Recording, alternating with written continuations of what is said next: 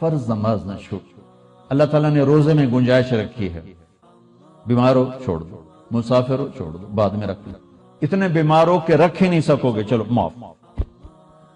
چھوٹا سا فدیہ ہے وہ دے دو، معاف. زکوٰۃ آج فرض ہو گئی ہے، ٹھیک ہے آج دے دو، کل دے دو، پرسوں دے دو، اگلے مہینے دے دو، اس سے اگلے مہینے دے دو، سال میں جب مرضی دے دو.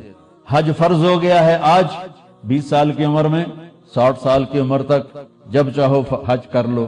لیکن نماز کا ٹائم ہو گیا ہے، بس نہیں چھوڑ سکتے، پڑھنی ہوگی اپنے وقت پر. تو میری گزارش ہے بھائیو، جہاں سے بھی آئے ہو میں ہاتھ جوڑتا ہوں، نماز نہ چھوڑ. جب تک سجدے میں سر رکھتے رہو گے اللہ کی چھاؤں آپ پہ رہے گی، اللہ کی نظروں میں آپ ہر وقت رہو گے، اور محبت کی نظریں آپ کا طواف کریں گی. فاصبر فإنک بأعیننا، اس کا میں ترجمہ کیا کرتا ہوں کہ میرے محبوب صبر کیجئے، فإنک بأعیننا، میری نظریں آپ کا طواف کر رہی ہیں. تو اس ماحول میں جو نماز پڑھے گا نا، اللہ کی محبت اس کا طواف کرے گی، اللہ کی رحمت اس کا طواف کرے گی، اس کو اپنی چھاؤں میں رکھے گا. کوئی کبھی قضا ہو جائے، انسان اس سفر میں ہو جاتا ہے، سستی میں ہو جاتا ہے، نہیں پڑھی گئی، سستی میں کام میں، اس کی قضا دے. سونے سے پہلے 5 نمازوں کی قضا پوری کر کے اپنا کھاتا مکمل کر کے پھر سو، تو انشاءاللہ اللہ مہربان کریم ہے، معاف کر دے گا. اور اپنی نمازوں کو قضا پڑھتے رہو گے اس طرح، تو پھر 5 نمازوں کے اللہ تعالیٰ طاقت بھی دے دے گا، ہمت بھی دے دے گا، توفیق بھی دے دے گا. کچھ وقت اپنے قرآن کے لیے، کچھ میرے نبی کی زندگی کے لیے. فیملیز کے ساتھ ہو، ماں باپ ساتھ ہیں، ان کو عزت دو، ان کو احترام دو. اور بیوی کے ساتھ، بچے ساتھ ہیں، ان کے لیے ٹائم نکالو. اپنے بچوں کو محبت سے پروان چڑھاؤ، ڈانٹ ڈپٹ سے نہیں، ڈانٹ ڈپٹ سے نہیں، ڈانٹ ڈپٹ سے نہیں، پیار محبت سے. میرے نبی نے 7 سال گزارے حسن کے ساتھ اور 6 سال گزارے حسین کے ساتھ. 6-7 سال میں نہ کوئی نصیحت کی ہے اور نہ کوئی ڈانٹ ڈپٹ کی ہے، پیار دیا، محبت دی، توجہ دی، سارا کچھ منتقل ہو گیا اور وہ جنت کے سردار بن گئے، جنت کے نوجوان. ہم بچوں کو نصیحت کر کر کر کر ان کی تباہی پھیر دیتے، اور اتنی چھوٹی عمر میں اسکولوں میں ڈال دیتے ہیں. پتہ نہیں یہاں کیا سسٹم ہے. میں تو پاکستان کی بتا رہا ہوں. 3 سال کے بچے کا ایڈا وڈا وسطہ ہوتا ہے، اس کے سارے نیورون ہی جل جاتے ہیں، اور وہ روتا ہوا جاتا ہے، روتا ہوا آتا ہے. جو ٹائم ماں کی گود کا تھا وہ ٹائم اسکول کو دے دیا، تو وہ محبتیں ختم ہو جاتی ہیں اولاد کی ماں باپ کے ساتھ. ایک ماں 2 بچے نہیں سنبھال سکتی، تو ایک ٹیچر 30 بچے کیسے سنبھالے؟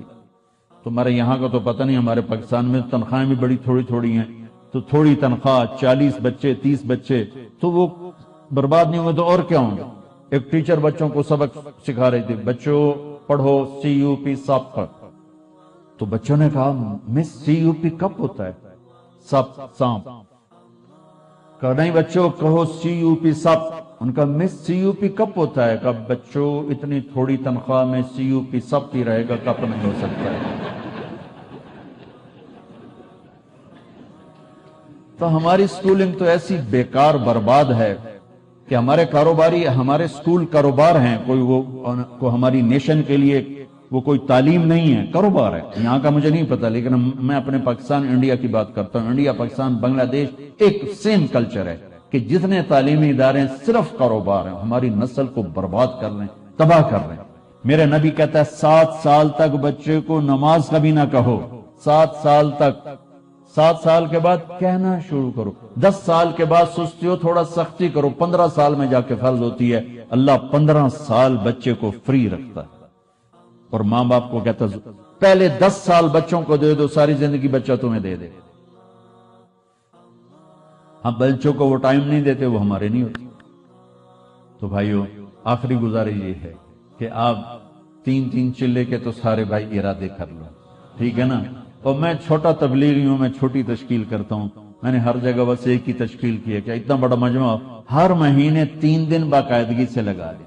نیت کرتے ہو؟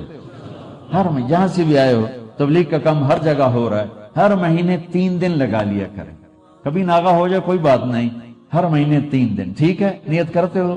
اور آخری نیت یہ کرواتا ہوں، اگر کسی سے لڑے ہوئے ہو تو صلح کرو. مسلمان کو اچھا نہیں لگتا کسی سے بائیکاٹ ہو، کسی سے قطع تعلق ہو. بس معافی مانگ لو، معاف کر دو، معافی مانگ لو. جو معافی میں پہل کرتا ہے اللہ اس کو اونچا کر دیتا ہے. اور جھگڑا ہو جانا کوئی بڑی بات نہیں. میرے حضرت حسن اور حسین میں آپس میں دونوں بھائیوں میں کوئی تلخی ہو تو لوگوں نے حضرت حسین سے کہا جاؤ بھائی سے معافی مانگو. ان کی بات سننا کیا خوبصورت. فرمانے لگے اگر میں جا کے معافی مانگوں گا نا تو میرا درجہ بڑا ہو جائے گا اور میرے بھائی کا درجہ چھوٹا ہو جائے گا. اور مجھے شرم آتی ہے کہ میں چاہتا ہوں جنت میں بھی میرا بھائی مجھ سے آگے ہو میں پیچھے ہوں.